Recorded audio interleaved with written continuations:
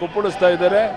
A ಮಂಜು 1 ಲಕ್ಷಕ್ಕೂ ಹೆಚ್ಚಿನ ಅಂತರದಲ್ಲಿ 100ಕ್ಕೆ 100 ಗೆಲ್ತಾರೆ ಅನ್ನೋ ಸಂಪೂರ್ಣ ವಿಶ್ವಾಸ ನಮಗಿದೆ. ಸರ್, ಇದೇ ಎ ಮಂಜು ಅವರು ಕಳೆದ ಬಾರಿ ಚುನಾವಣೆಯಲ್ಲಿ JDS ದೇವೇಗೌಡರಿಂದ ಸೋತಿದ್ರು. ಈಗ ಮೈತ್ರಿ ಸರ್ಕಾರದಿಂದ ರೇವಣ್ಣ ಅವರು ನಿಲ್ಲಿಸಿರುವಂಥದ್ದು, ಈಗ ಎ ಮಂಜು BJPಯಿಂದ ಪ್ರತಿಷ್ಠಿರುತ್ತದೆ. ಯಾವ ರೀತಿ ಇದೆ ಸರ್ ವಾತಾವರಣ? ಅಲ್ಲ, ಅದನ್ನೇ ಈ ಜನಸ್ತೋಮವನ್ನು ನೋಡಿ ಹೋಗಲ್ಲಿ ಬರೋ ಜನರನ್ನ ನೀವು ಕೇಳಿ, ಅಭಿಪ್ರಾಯವನ್ನು ಕೇಳಿ.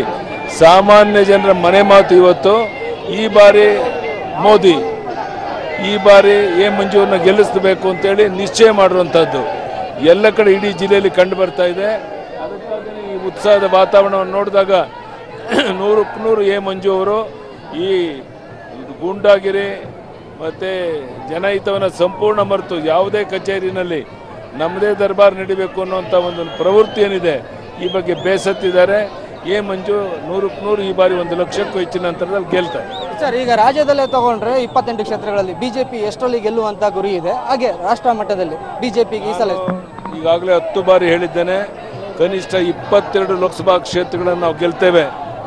ಅದರಲ್ಲಿ ಮಂಡ್ಯದಲ್ಲೂ ನಾವು ಗೆಲ್ತೇವೆ, ತುಮಕೂರಲ್ಲೂ ಗೆಲ್ತೇವೆ, ಅದೇ ರೀತಿ ಹಾಸನದಲ್ಲೂ ಗೆಲ್ತೇವೆ. 22 ಲೋಕಸಭಾ ಕ್ಷೇತ್ರ ಗೆಲ್ತೇವೆ. ಒಟ್ಟು ದೇಶದಲ್ಲಿ 300ಕ್ಕೂ ಹೆಚ್ಚು ಲೋಕಸಭಾ ಕ್ಷೇತ್ರ ಗೆದ್ದು ನರೇಂದ್ರ ಮೋದಿ ಅವರು ಈ ದೇಶದ ಪ್ರಧಾನಿ ಆಗುವಂಥದ್ದು ಸೂರ್ಯಚಂದ್ರ ಇರೋದು ಎಷ್ಟು ಸತ್ಯನೋ ಅಷ್ಟೇ ಸತ್ಯ. ಆ ಬಗ್ಗೆ ಯಾವುದೇ ಸಂಶಯ ಯಾರಲ್ಲೂ ಇಲ್ಲ. ಸರ್, ಮಂಡ್ಯದಲ್ಲಿ ಅಂತ ಅಂದ್ರೆ ಮಂಡ್ಯದಲ್ಲಿ ಸುಮಲತಾಗೆ ಬೇಸರದ ಬೆಂಬಲನ ಘೋಷಣೆ ಮಾಡಿದ್ದಾರೆ. ಇವತ್ತು ಸಹ ಸುಮಲತಾ ಅವರು ನಿಮ್ಮನ್ನ ಭೇಟಿ ಮಾಡಕ್ ಬಂದಿದ್ರು, ಏನಾಯ್ತು ಸರ್? ಸುಮಲತಾ ಅವರು ಬೆಳಗ್ಗೆ ಬಂದಿದ್ರು. ಇವತ್ತು ಅಂಬರೀಷ್ ಅವ್ರ ಬಗ್ಗೆ ಇದ್ದಂಥ ಗೌರವ, ಅವರು ಸತ್ತ ಮೇಲೆ ಅಂಬರೀಷ್ ಕೊಡುಗೆ ಏನು ಅಂತ ಪ್ರಶ್ನೆ ಕೇಳುವಂತ ಒಂದು ಕುಮಾರಸ್ವಾಮಿ ಅವರ ಪ್ರಶ್ನೆ ಮತ್ತೆ ಹಗುರವಾದ ಮಾತುಗಳು, ಇದೆಲ್ಲವೂ ಸಹ ಮಂಡ್ಯ ಜಿಲ್ಲೆ ಜನ ಬಹಳ ಜಾಗೃತರಿದ್ದಾರೆ. ಈ ಬಾರಿ ಪಾಠವನ್ನು ಕಲಿಸ್ತಾರೆ. ಸುಮಲತಾ ಅವರನ್ನ ದೊಡ್ಡ ಹಂತದಲ್ಲಿ ಗೆಲ್ಲಿಸ್ತಾರೆ.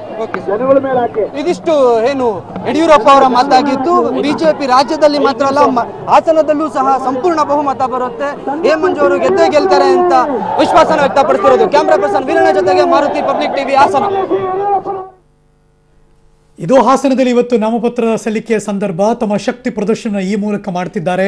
ಹಾಸನದ ಭಾರತೀಯ ಜನತಾ ಪಕ್ಷದ ಅಭ್ಯರ್ಥಿ ಎ ಮಂಜು, ಹಳೆ ಹುಲಿ ಹಂಗೆ ನೋಡೋಕ್ಕೋದ್ರೆ. ಸೊ ಹಾಗಾಗಿ ಮೊನ್ನೆ ತಾನೆ ಪ್ರಜ್ವಲ್ ರೇವಣ್ಣ ಎಂಟ್ರಿ ಕೊಟ್ಟರು, ಅವರು ಕೂಡ ರ್ಯಾಲಿ ಮಾಡಿದ್ರು, ಅವರು ಕೂಡ ಮಾತಾಡಿದ್ರು.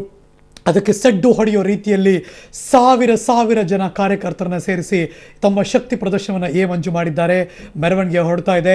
ಆ ದೃಶ್ಯಾವಳಿಗಳನ್ನು ನೀವು ನೋಡ್ತಾ ಇದ್ದೀರಿ ಪಬ್ಲಿಕ್ ಟಿವಿ ಕ್ಯಾಮ್ರಾದಲ್ಲಿ. ಈ ಸಂದರ್ಭದಲ್ಲಿ BJP ರಾಜ್ಯಾಧ್ಯಕ್ಷರಾದಂಥ ಯಡಿಯೂರಪ್ಪನವರು ಕೂಡ ಅಲ್ಲಿದ್ದಾರೆ. ಈ ಬಾರಿ ಅವರು ಕೂಡ ತಮ್ಮ ಅಭಿಪ್ರಾಯನ ವ್ಯಕ್ತಪಡಿಸಿದ್ದಾರೆ. ಮುಂದಕ್ಕೆ ಹೋಗ್ತಾ ಇದೆ ಲೈವ್.